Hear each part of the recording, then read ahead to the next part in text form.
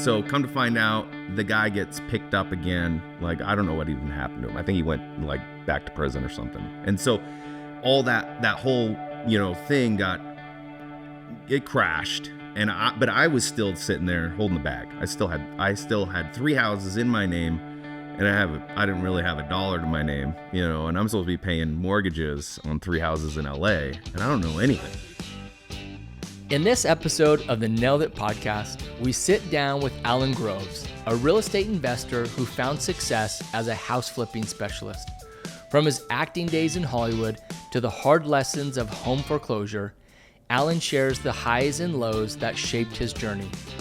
Whether you're interested in real estate, entrepreneurship, or personal growth, this conversation will leave you inspired and ready to take action. Don't forget to follow us and let us know your favorite moment in the comments. Well, Alan, thanks for joining us today. We appreciate you taking time out of your busy schedule to come in and hang out with us and talk business a little bit. Tell me what's something unique about yourself that people might be surprised to learn. Oh man. Well, I mean, I guess I lived in LA for 10 years. I did the acting route for a long time, so I've been in a bunch of movies.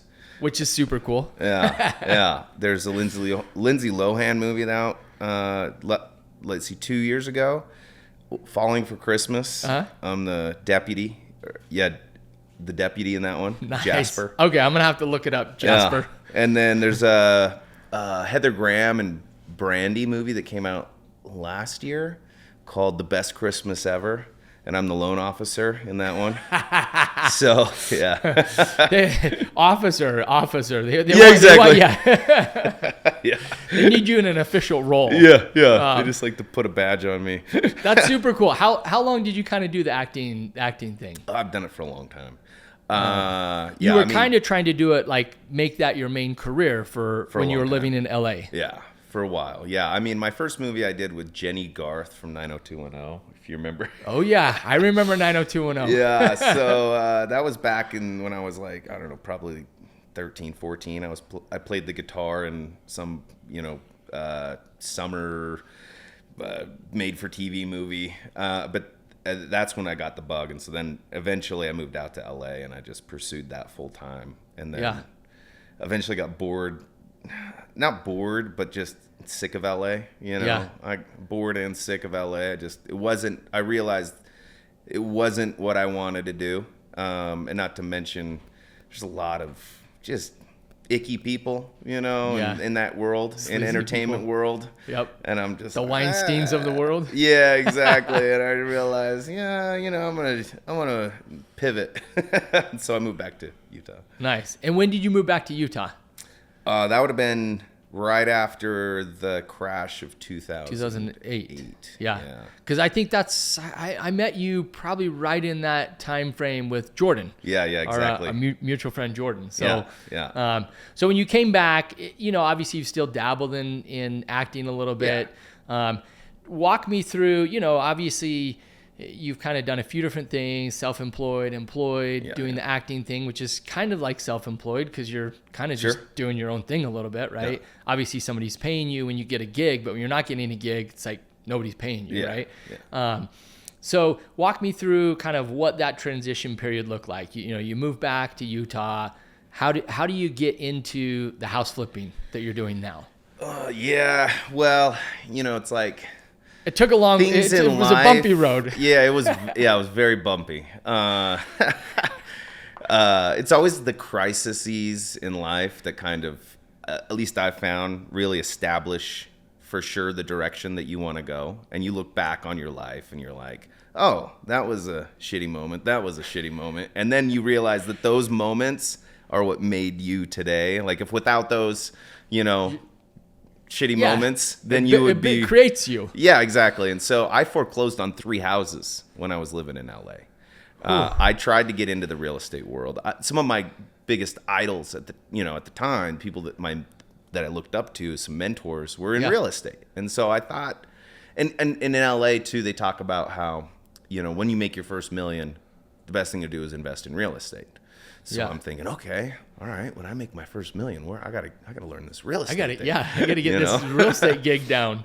So, and this is that, that sleazy part I was telling you about earlier, where I was working in the entertainment world. I managed a blues club for like 3 years. Like I was just kind of floating around trying to figure out what. So I lived in that world, and a friend approached me and said, "Hey, you want to get into real estate? I've got a buddy who can help you. We need a credit partner." And I'm like, "Okay, what's a credit partner?" Yeah, you signed on the dotted line. Yeah. I didn't do anything. Sounds great. Yeah, sounds great. I don't have to do anything. Just sign here. Okay, great. So, I learned all about due diligence later in life. Yeah. Oh, okay. But because this is in the 2005. Oh, this 6, was like 7. 2000. This is like people are building shit and selling it like before. I mean, yeah, people are moving in without the kitchen sink and they've sold it, right? Contractors long gone. Yeah, no, you don't need to qualify for loans. No, like we'll just give you one. Do you have a job? No. Okay, you've got a heart. Exactly. You've got a heart rate. You've got a pulse. Yeah, you Come can on have in. a loan. Yep. Yeah. So my friend, he's like, I got a buddy who does real estate all the time. You want to make, some quick cash. Basically, you buy the house, and then they have already got a buyer in line. They just are going to work with them to get them qualified, and then they buy the house from you, and you make, a couple grand, 10 grand or something. And I'm like, okay, that sounds good. That sounds easy. I figured fast. I'll learn real estate at the same time and make it a couple extra bucks. Yeah.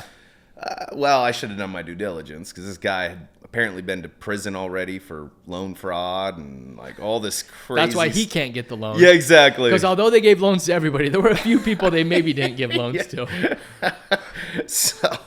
So then 2008 rolls around, right? And then the idea was that, I was a credit partner, but they would, help me cover the mortgages each month. Yeah. So, 2008 rolls around and then like the mortgages start getting paid late. And I called up my buddy. I'm like, hey, do you know what's going on here? You know why these are getting paid late? Like the last 2 months, they've been paid like 15 days almost late. That's going to hurt my credit. Don't worry about it. Don't worry. Just had a couple of complications. And then the mortgages stopped getting paid. And I'm like, guys, like, I thought we had a deal. Yeah. And, so come to find out, the guy gets picked up again. Like, I don't know what even happened to him. I think he went like back to prison or something. And so all that whole, thing it crashed. And but I was still sitting there holding the bag. I still had 3 houses in my name, and I didn't really have $1 to my name, and I'm supposed to be paying mortgages on 3 houses in LA, and I don't know which aren't cheap mortgages, no, I'm sure. No.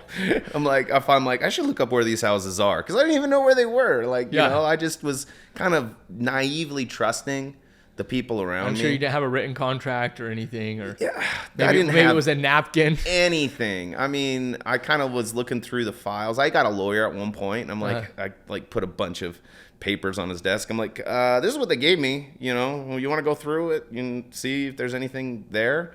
And then the lawyer never called me back either. So I'm just like, well, I guess I don't know. I don't know if there's anything I can do. So I kind of did some research online. I'm like, okay, should I foreclose because I can't afford the mortgages, or should I go file bankruptcy? Like, what's the best option? Yeah. So eventually, I just decided. I did luckily have my dad's friend in California was an attorney. Okay. And so luckily, I was able to get a hold of him and kind of tell him the situation, and he helped me out of one of the houses. He helped me get out of. But I still ended up foreclosing on it, but at least I didn't get the repercussions because the buyers were then coming out and suing everybody and stuff like that. Yep. So the long story short is that I learned the hard way. I ended up foreclosing on all 3 houses. It affected my credit for 7 years. And then I moved back to Utah, and I'm like, I knew that real estate was still a good, opportunity. I just needed to be smarter about it. You just crashed and burned, and you're like, okay, I need to figure this out. Yeah, I actually need to learn what I'm doing. Yeah. And so that's really what started me in like a real path in real estate is to make sure that didn't happen again. Yeah. And so that real path, like you got your realtor's license, you started to mentor with somebody. Well, you came back and you were flipping burgers here at first. Because I know in LA, it's like, I'm acting, but you mentioned working at the blues club. Yeah. It's like everybody in LA, unless you're a star, they all have multiple jobs that they're doing, right? To make ends meet. Well, I mean, the statistics, I mean, it's only really like 3% of all actors are like working career actors who make a living out of it. Yeah. I think now because of TV, because there's more options for TV. When I was in LA, TV hadn't hit its like renaissance yet, you know? And so, nowadays there's probably maybe 4 or 5% of actors, but still there's like 1 million people moving to LA each year or more to become an actor. And so it's just, they just don't have enough jobs for that. Yeah. So most people are hustling. They're, you know, the classic waiter or whatever, you know, got a screenplay. When I moved back to Utah, I really wanted to switch gears. Like, I still had acting as something I wanted to do for fun, but I didn't want it to be my main source of income. Yeah. And part of that is I also learned something about myself, where I just hate being controlled by other people. I just really don't like having a boss. I really don't like... Hey, you were 10 minutes late today. No, I don't think anybody really likes that. But keep going. You're like, I need to do something where I'm not controlled by the man. I hate it. I just really have like a visceral reaction. Some people are really good at being like an employee. They like having somebody to tell them what to do. They like getting in, knowing what, you know, they've got a list of to-do items. Yep. Everything's very structured. You know, they've got, you know, they don't have to take on too much responsibility. They just have to do what's on the list, right? Mm-hmm. I can't do that. I hate that. I don't like, you know, people double checking and triple checking my work. Like, I want life to be the double check and the triple check. If I succeed, great. Then, you know, I get the reward for that. If I fail, then life will teach me. You know, I kind of prefer that way of living, you know. And so when I came back, I'm like, I did get a job, but with the full kind of understanding that eventually I wanted to get out and participate as an investor in real estate. So that was always kind of the long-term goal. And I just knew, and that situation with the foreclosures just made me really hesitant to just go at it, you know, fully. Yeah. Out the gate. So I wanted to get educated first. So I got a job at a property management company with our mutual friend Jordan. So this is when Jordan was doing that. Was it Rentler? Or, it was like Premier Management that's at first, and then he changed it to Key Renter. Yeah. And so I, you know, was like, let's do this. So it was a great training ground for me. I learned a lot about relations with tenants and relations with owners. I learned a lot of the basics of, you know, just how real estate functions, you know, who's buying, who's selling, why, you know, how to deal with tenants. And then this is all, you know, accumulating in my head with what I would do when I owned property. And so kind of the bigger jump was moving from employee to full-time real estate agent. And that took, you know, it took about 3 or 4 years to make that full-time jump. Yeah. Because I was kind of like, and a little hesitant. And this is a good thing too, because my boss at the time, like I told him I want to be an agent. And he's like, okay, you can be an agent, but if you're going to be an agent, then you have to do it fully. You know, I don't want you to be just a property manager and doing agent stuff on the side. Like, I want you either pick one or the other. Yeah. Which was actually, in retrospect, a good thing, you know, because it got me to get off, you know, the horse, so to speak, and just really dive in fully. And so eventually I got the guts to do it. I had saved up enough, and I was like, okay, I'm just going to try out this year and just jump in fully as self-employed. And that was actually the hardest year. Like, that was even harder for me than going from agent to investor. Like, that was a little bit easier of a transition, but going from employee to self-employed, it just took a different kind of a mindset for me. But it was the best thing for me, because then I had to get up. I had to be responsible for myself. I had to go do all the legwork, and a lot of that stuff I'm not getting compensated for. I was used to every hour that I put in, at least I knew I was getting compensated. You're getting something for like your time invested. Yeah. And the hard thing about being self-employed is that you could be wasting tons of hours on something that's not going to produce fruit. Yeah. And you're only going to realize that, 2 weeks later when you need the money. And you're like, okay, that didn't work, No, speaking on that, one of the things we stopped doing a number of years ago is when we meet with clients, we don't do free bids anymore, right? Because we would spend a ton of time, give people a really detailed, itemized bid, and then the guy who walks in is like, "Oh, we do it for this," a one-liner on a napkin, and oh, that's the guy. Yeah. And so we walked away from doing that for free because, to your point, we do all that work, not get the job, and you're like, oh, well, shit, I didn't get anything for the work I put in. Yeah. Right? Oh, absolutely. Yeah. No, and then you just realize that's a time suck. Oh, and yeah. It's like you want to, and as I get older, I realize how much more valuable time is. When you're younger and you don't have that perspective quite yet, and and time is fine because what you got is loads of time and no money.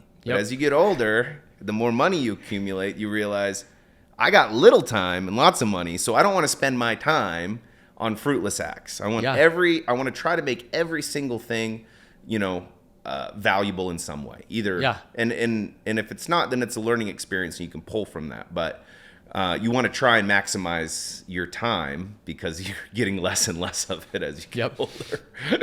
So. It's the what side am I on? Am I on the downhill side or the uphill side, right? Yeah. Statistically speaking, I'm right about in the middle.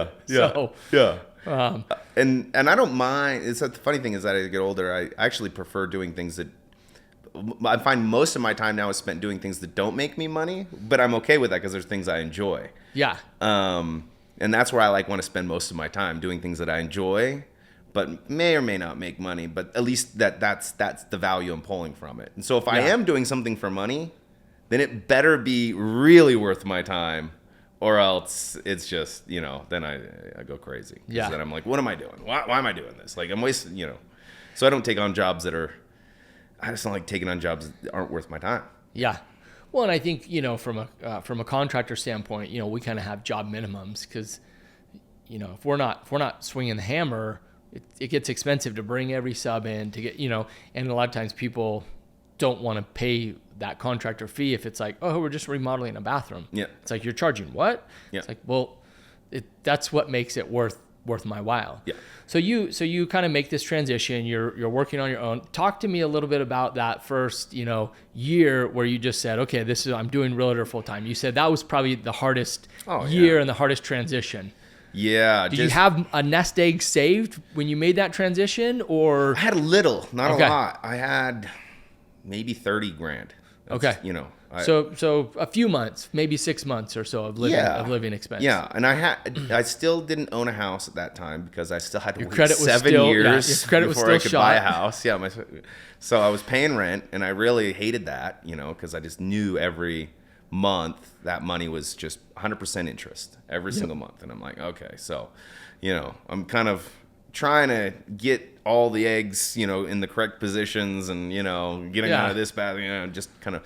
But that was tough because I didn't have anybody over me telling me what to do, which I loved. But at the same time, I had to be that for myself. You had nobody telling you what to do, so you're kind of like, I got to figure it out. Yeah, but honestly, I also found out that that's part of my personality is that I'm good at kind of disciplining myself. I can do that. Some people can't, but I found that, if I have a goal in mind, then I can discipline myself to put in as many hours as it takes. I just go, okay, that's what I'm going to do. And then I just do it until it's done, And I've always kind of had that personality. So that was super helpful for me. And there was some sketchy moments given, here and there, touch and go.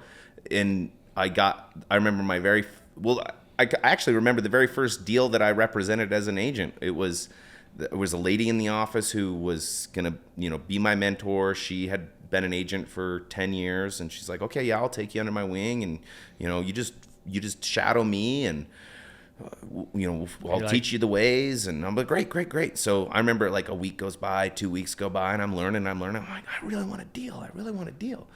And I'm like, how can you get me a deal? And she was getting people calling her left and right for deals, and she didn't really want to give up her leads. Yeah. Because they're her leads, and she doesn't want to give up money to me. So, And I'm like, what can we do? What can we do? And she's like, look, and then she had listed a manufactured home. I think it was like Midvale or West Jordan. Okay. And there was a non-represented buyer who wanted to look at it.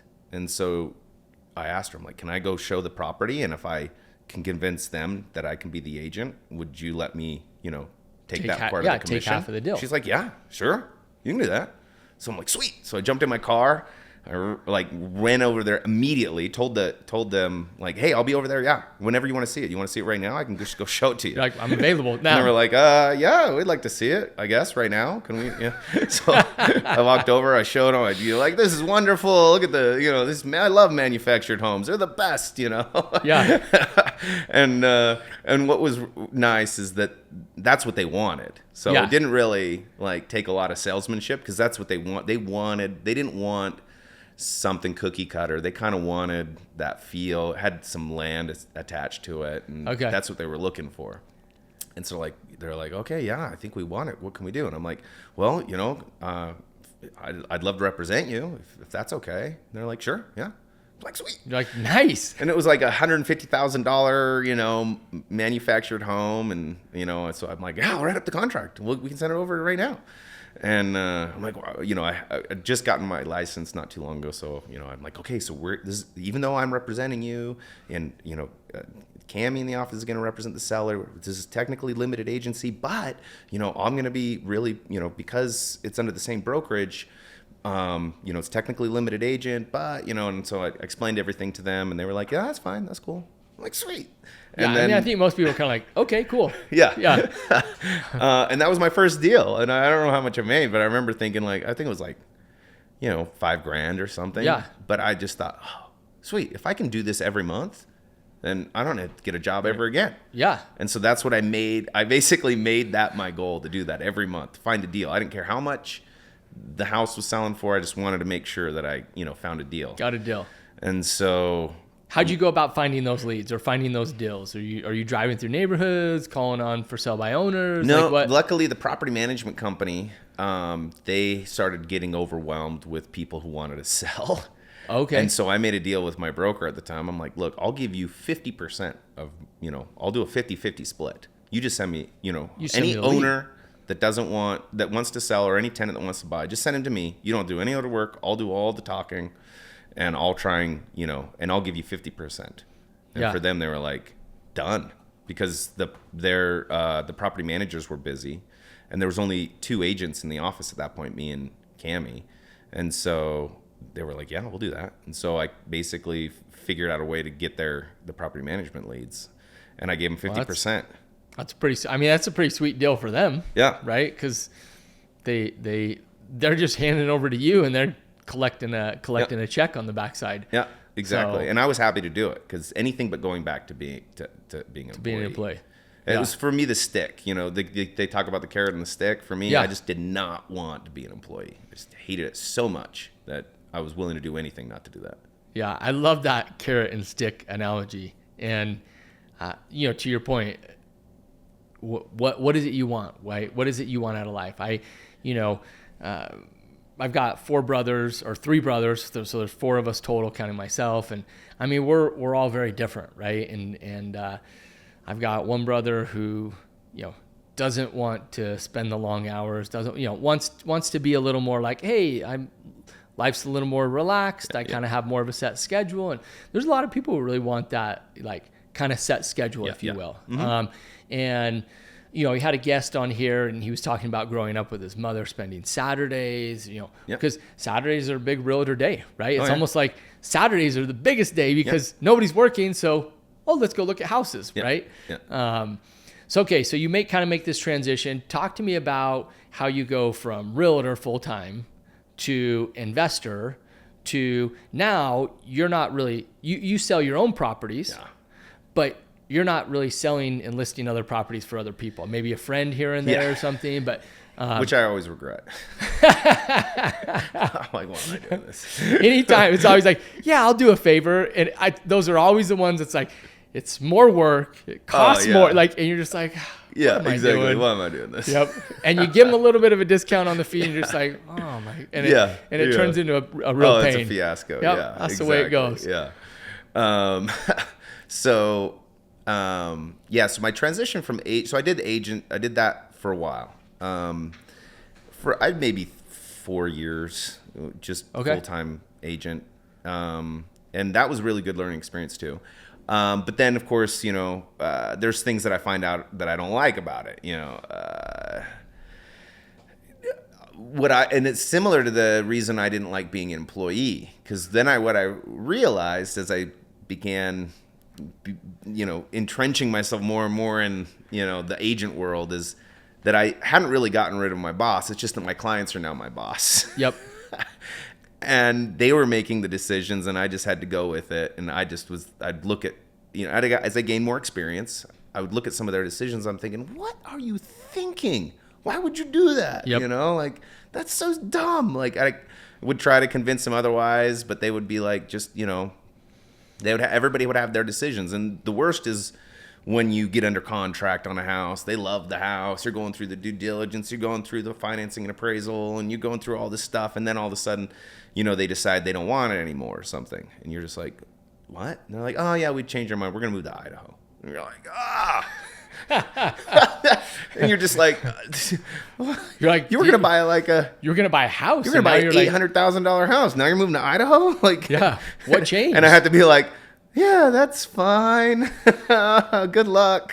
Yeah. And there was enough times where, I would do work or, I would suggest to a seller something to sell their house or a buyer. And they just, I'm usually pretty good at convincing people to see their best, what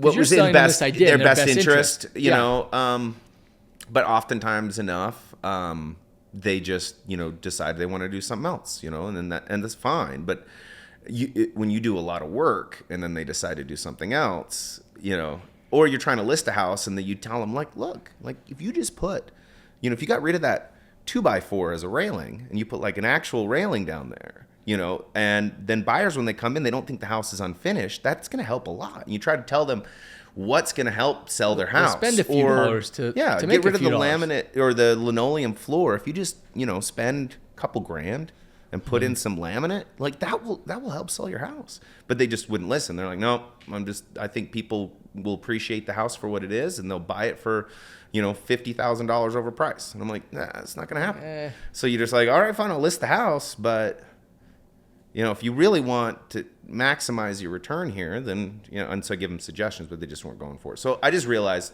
that I had another boss and my hands were tied in a lot. And then I'd have to find the clients. I had to convince the clients that I'm the right person. Yeah. And that got really tiring because, just selling yourself over and over again and knowing you can do it, but then just having to put on kind of the dog and pony show of how good am I and all this. Yep. And I'm just I got tired of it after a while. I'm like, look, here's my track record. Do you want to list with me or not? Or do you want to, find a house or not? And so I just got to that point where there's got to be a better way.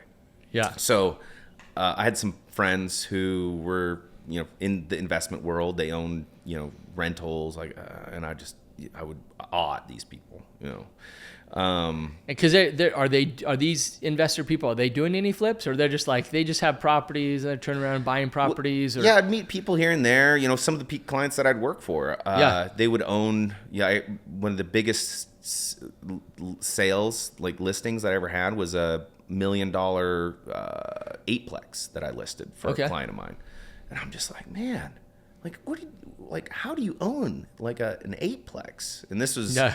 This is even before. This was way back in I want to say 2014. They were selling an 8-plex for $1 million, and or maybe even 15 or 2015, 16. I can't remember the exact year, but I'm just thinking how are these people? And she had other investments as well, not just this 8-plex. She owned maybe 5 other rentals. So they had a bunch of doors. Yeah. And I'm like, who are these people? How do I become one of these people?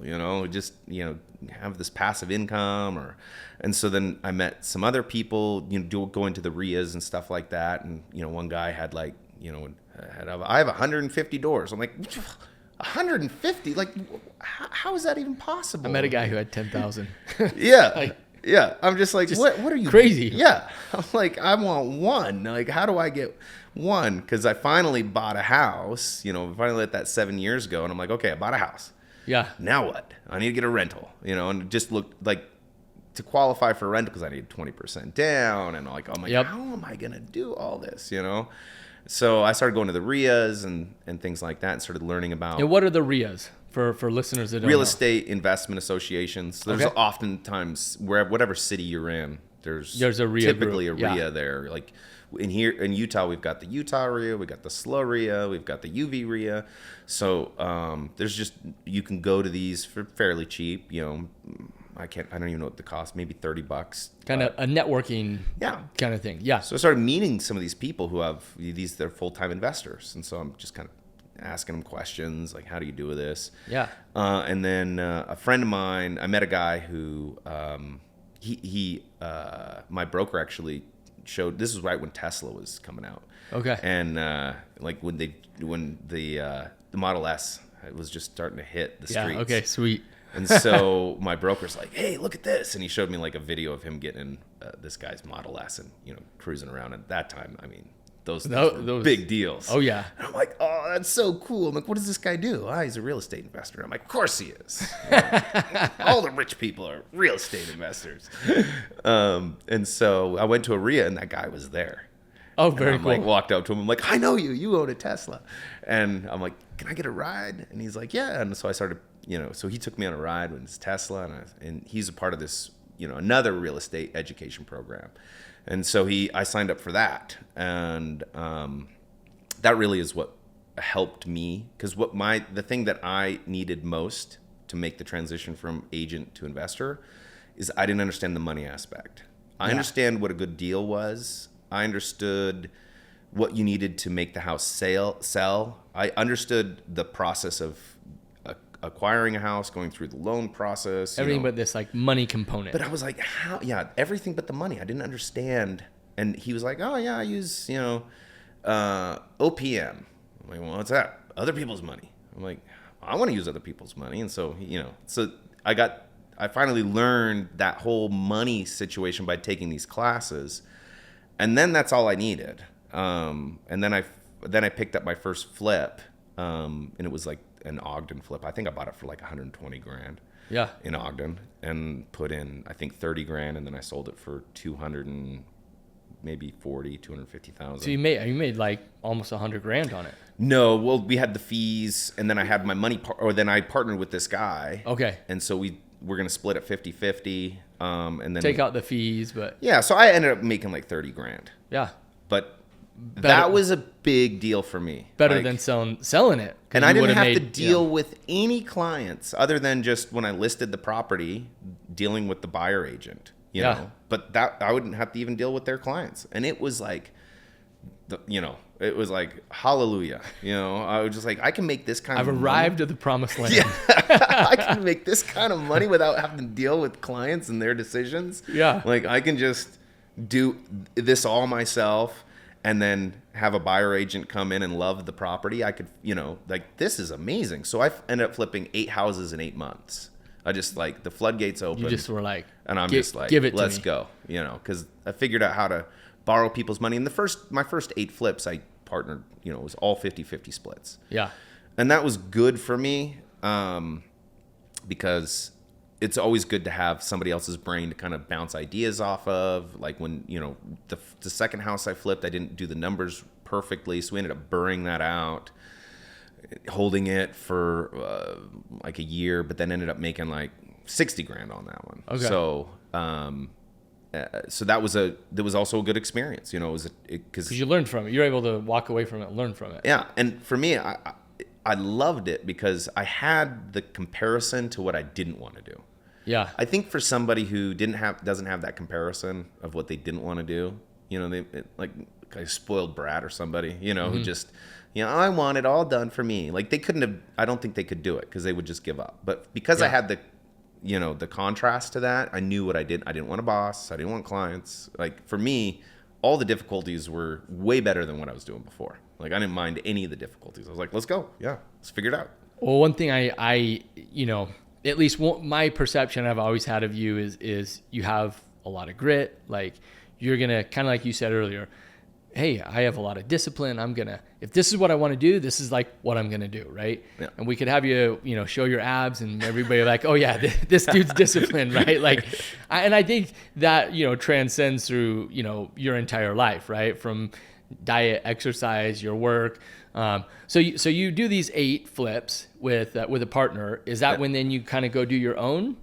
No, not quite yet. Not yet. That was that time period. I was kind of shifting through partners. Okay. Just learning I partnered with different people through the networking group and just kind of got an idea who I liked partnering with, who I didn't like partnering with. What contractors you like. Yeah. Some people I ended up doing almost all the work and they didn't do anything. Other people, they did a little bit of work. But yeah, again, I didn't mind if I was stuck with all the work because it was still better than what I was doing before. But I started to learn. I started to learn who was better and who was not as good. And then I met my other partner that I ended up, we've probably flipped 30 houses together. So I met him at this networking group and we decided to do a flip together. And that was the first flip I made over $100,000 on. Okay. And he was the first guy that was outworking me. And he was there. This guy's he's the real deal. Yeah. And I was like, oh, okay, this is the kind of person I need to partner with. Somebody. And I always make fun of him because he's not a procrastinator. He's a procrastinator. He wants to get things done before whoa. We need the cabinets before the countertop. Yeah, exactly. I was the one okay, we can slow down a little bit. But I loved that drive that he had. And so that really worked really well because he was on me, I was on him. We were just and for him, he had all the contracting part figured out. He just didn't have the agent part of it figured out, which I had spent years doing. Which you could do for him. Yeah. So I found the deals. I found a lot of the deals. And then he was really good at managing the contractors and getting the jobs done really quickly. And so that worked out really great for 30 flips. But over 30 flips, we kind of both learned each other's jobs, which is fine. We're still super good friends. But we, he eventually got his real estate license, and started learning how to, figure out the deals and all that stuff, negotiate with people, and because for a long time I listed all of his flips, even if I wasn't a partner on them, I would still be the agent. But then I started learning the contracting part of it, which I didn't know. I mean, he grew up with a father as a plumber, so he knew all this stuff, and me, I'm I don't know. Yeah. Asphalt shingles, what's that? It's I don't know. Just put a roof on. I don't care what it is. P-trap? I don't understand. Yeah. But I started learning all the different, all the different things. Construction stuff. Yeah. I didn't even own my brother got the toolbox for Christmas. I didn't ever want tools. I don't. I'm gonna be an actor. Yeah, I don't know what I need tools for. But now I own a lot of tools, just because now I've found fun in doing a few things here and there. I like to build pergolas and just stuff that I like to do. But I learned all that, and now flash forward, or now I just buy I got rid of hard money because that was another thing. Now I don't usually use hard money because all the deals I've ever lost money on has been because I've had hard money. Hard money is expensive. Yeah, it is. It's super expensive. And if something goes wrong on your flip, then what's going to eat up your profits isn't necessarily the thing that went wrong. It's the time, because your hard money is rolling no matter what. Yeah. And so they're going to make any amount of money that you had, budgeted for profit. The longer you take on that, it's just your hard money's eating that. And so I've made enough money where I can buy the house fully myself. I can rehab it fully myself, and I can do all the selling. And so that's how I do my active income. And then I offset that by buying rentals and cost segregating them. So how many rentals do you have, number one? And number two, how many total flips do you think you've done now? Well, I'm buying another Airbnb next week. Okay. Down in southern Utah. Very nice. And that one was a request from my family because I have 5 Airbnbs that I've just, I like doing the Airbnb stuff. It's fun. It's like my personality because I like talking to people. I like making sure they're having a good time. I like having, the good reviews. And as opposed to the 30-day renter that destroys it. Right? Yeah, exactly. Yeah. And I learned that working at the property management company too. It's like the renters are terrible on yards. They never take care of, it's like, and then you have to rehab it again. If you've rehabbed it once a tenant moves out, if you get a bad one, you gotta do it again. So I like having Airbnbs because it usually makes about the same money or maybe even a little bit more. Like it just depends. I do a lot of midterm rentals, but I get to keep an eye on the property. And then if something goes wrong, the tenants are going to tell me. So I buy a new stove or I replace the floors. And that way it's just constantly being, in pristine condition, and they want to make sure it's kept clean. So I like that. It's saturated for there's a lot of people getting in the Airbnb business, but there's a lot of people getting out because if people don't realize too that Airbnb is less about real estate. I mean, there's the real estate aspect, but you're kind of moving into a new domain, hospitality. Yeah. And which is for sure different. Yeah. And so I see my Airbnbs as more of a hospitality profession. The real estate's nice because I own the properties, but to run a successful Airbnb, you have to, have that. Unless you get a property management company, but then the property management company takes 25%, or I've seen it up to 31%. So it's like, me and my wife, we can manage our properties. Handful of them, and I love meeting the people.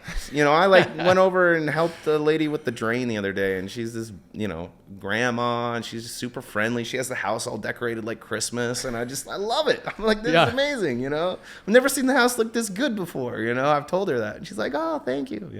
So it's just wonderful. It's just like a different variety, different flavor. Yeah. And see, I like that. And that goes back to we were talking about where you spend your time. I'm not doing the Airbnbs so I can become a millionaire. I can do that flipping houses. I make most of my money flipping houses. Like this year I had one of the best flips I've ever done in my entire career. I don't think it will come up again in, 5 years. Like we killed it. I'll never make that amount of money on my Airbnbs for the next 10 years.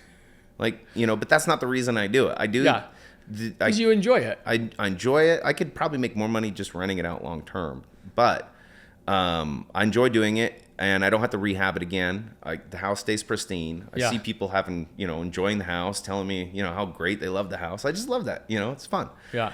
Well, tell me. Let me interject here. Tell me then, what's the total flips? And I want to come back to this best deal that you had this year. I want to dive into that quickly. But how many total flips do you think you've done to date?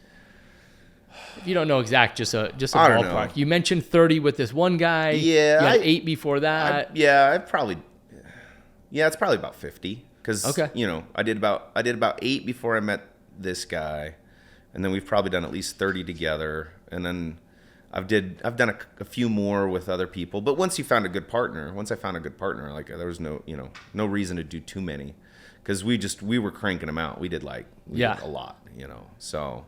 And that was we did 30 in maybe a 4-year period. So. Okay, so you are clipping through them. Yeah. 30 in a 4-year period, that's a lot of houses to move. Yeah.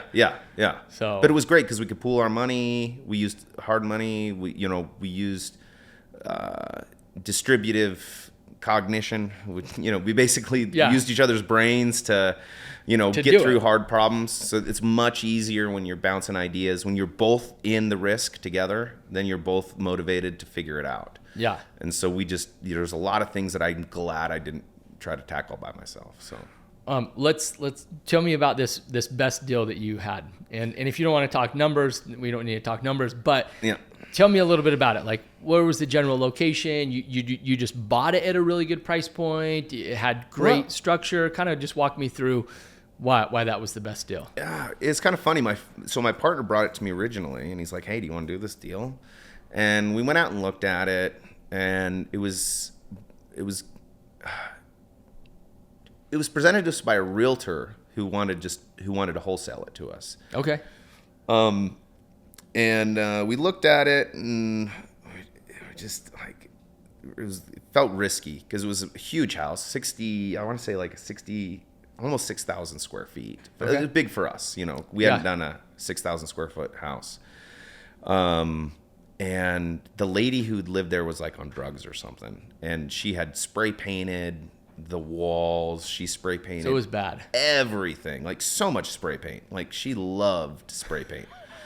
And yeah, and she tried to. It wasn't like graffiti spray paint, but she just thought things would look more beautiful, like in gold or chrome, or you know. Let me spray the paint this door handle gold. That looks good. Yeah, exactly. Let's and she do wouldn't another tape. one. She didn't tape or anything. She just was like, shh.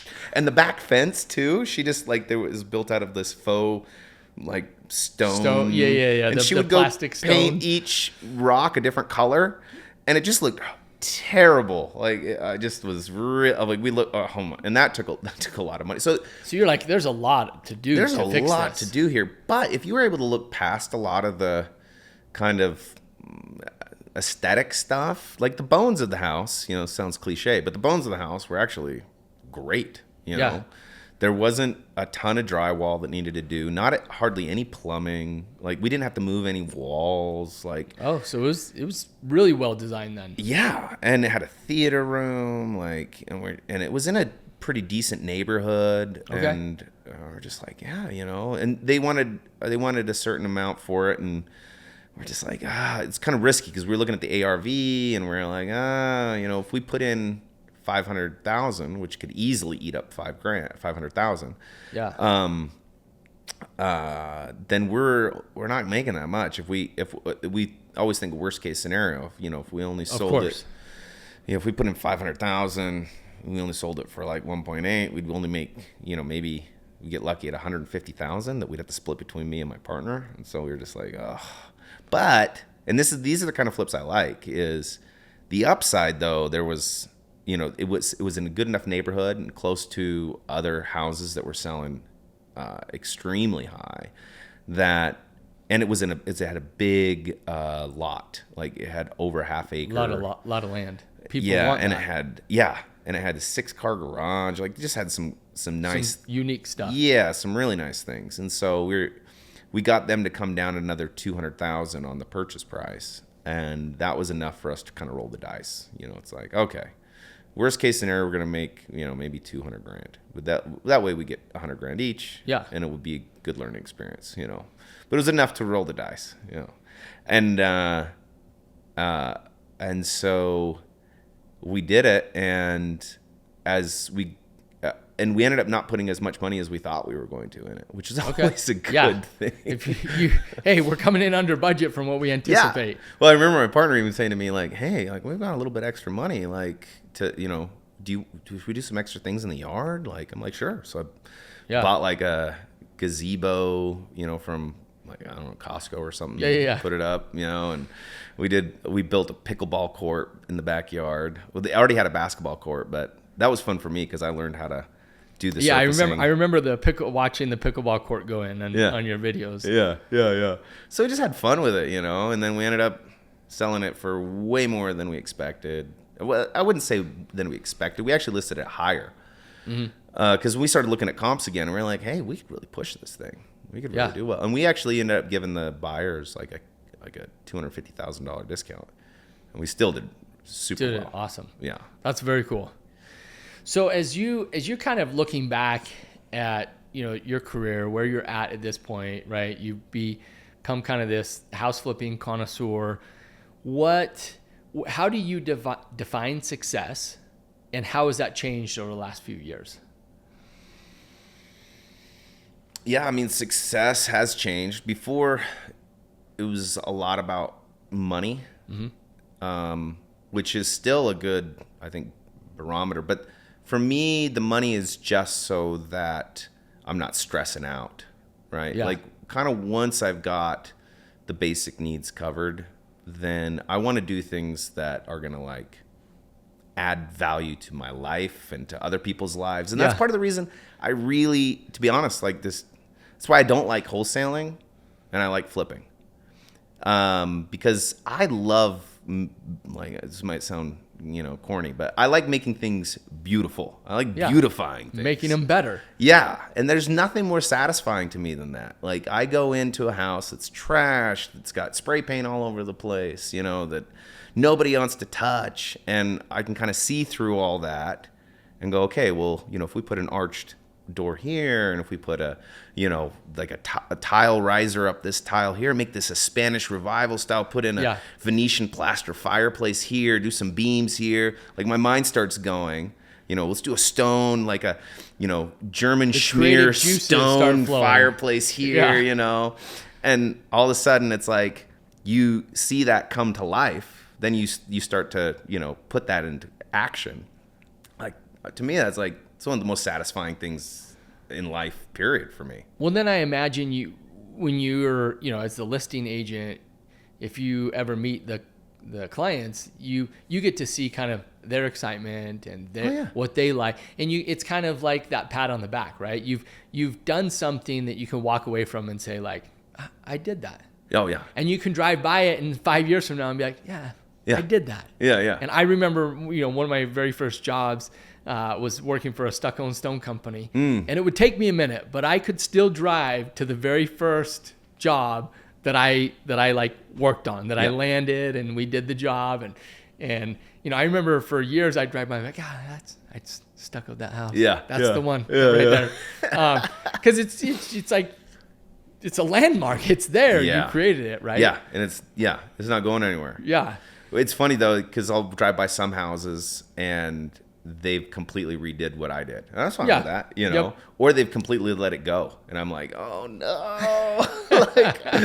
Or there's other times when they've done it way better. And that's always fun. You know, I'm like, oh, they took it and spent more money on it. Like really made it their own. Some of the landscaping some people are willing to put into their houses, because landscaping isn't necessarily going to translate dollar for dollar for flipping a house. Oftentimes, I enjoy landscaping. We'll do sod, we'll do, mulch, we'll, build a pickleball court, a gazebo or a pergola or something. But if I wanted to put landscaping can get out of hand. Like I'm not going to put a moat through the, backyard unless it's my own. And so sometimes I'll drive by and be like, oh, that is so cool, because they put in the moat, or whatever. Yeah. Well, kind of going back to how you define success, obviously, as you mentioned, there's a financial aspect of success, but as it sounds like over the years, it's transitioned into doing something that you enjoy, walking away from it and being like, man, I beautified that. I created something that was valuable, right? That somebody recognized value in it, and now they're willing to pay for it. Yeah, and don't get me wrong, I still like making money. Oh yeah, absolutely. Like, I don't do a deal unless I'm going to make money. Yeah. Like, so money is still an aspect of that, but it's just not the ultimate concern. Yeah. The ultimate concern is to make money while creating value, like beautifying things and making people's lives better. Because I sleep better at night. When I did some wholesales for a while. And I made some good money doing wholesales, but honestly, like, it just wasn't. Feel shitty at night. Maybe. I just didn't really love it. Yeah. Like, it's like, like, and I'm not ragging on wholesalers, because they provide a really great service. I've bought tons of wholesales. Yeah. And wholesalers can get people out of bad situations. But sometimes the wholesalers are just wholesaling it so that they can, the seller oftentimes isn't getting the full value. They just don't know what's out there. Like, they don't know that if they listed it on the MLS, they'd get way more money for it, or whatever. Yeah, they just don't know. I just don't know. And so people take advantage of their ignorance, Mm-hmm. So, it's a touchy situation, but that's also why I don't love wholesaling. Like, I've done it, but I just don't like my only job being the middleman between a transaction. Yeah. I like actually being the part of the transaction that provides the most amount of value. Because it's just, life is better that way. I don't know how else to say it. So let me ask you this. In the real estate, I kind of classify you as being this, you're in real estate, but you're kind of also in construction, because you're fixing it up, right? To then turn around and sell it. what advice would you have, as we're kind of wrapping things up, what would be maybe the biggest takeaway from your career that you could give to some of our listeners? Maybe there's a 19-year-old out there who's like, man, I want to get into real estate. I want to start flipping. What do you think was maybe the most valuable thing, or what advice would you give to somebody who's kind of on your same career path, trying to navigate? Yeah, I think first, education. I learned that the hard way. And the more sources of that education, the better, because some people are going to have different opinions than others. And so it's good to have just multiple sources of information. And then you start to be able to hone in on what it is that you think you can do. And so that education, and always education is a constant thing. Like, I'm always learning. So you have to just love that process. Love learning. Yeah. But then I would also say that, a lot of this, developing that grit is important, like learning how to be self-disciplined, because you're just not going to do it. If you can't get yourself up in the morning, to go. Nobody's going to be there. Yeah.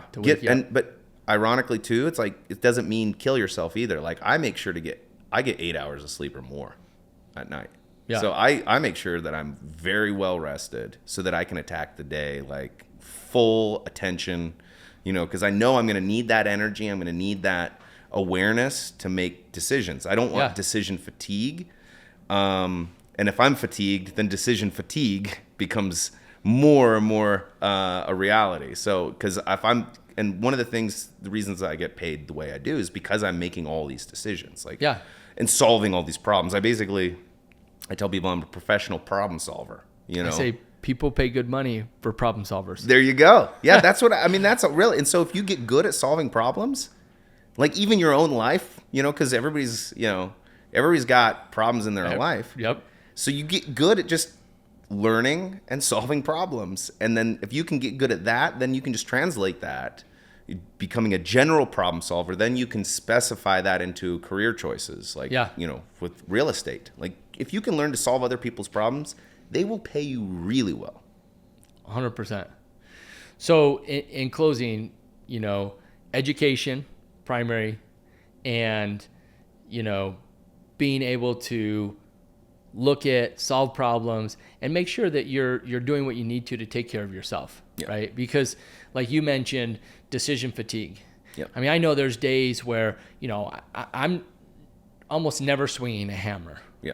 And there's days I come home like I've been swinging a hammer all day, right? And it's like you're making decision after decision. And that decision fatigue that's a real thing, right? Because guess what? Everybody's calling you for the answer. Yeah. And they're not going to do it unless you tell them, yeah, let's do it. Yeah.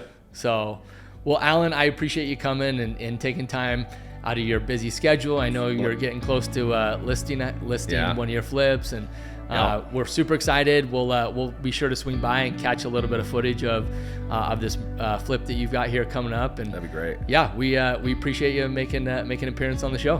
Thanks, Brandon. Yeah, it was awesome to be here. Thanks. Okay, awesome. Thanks.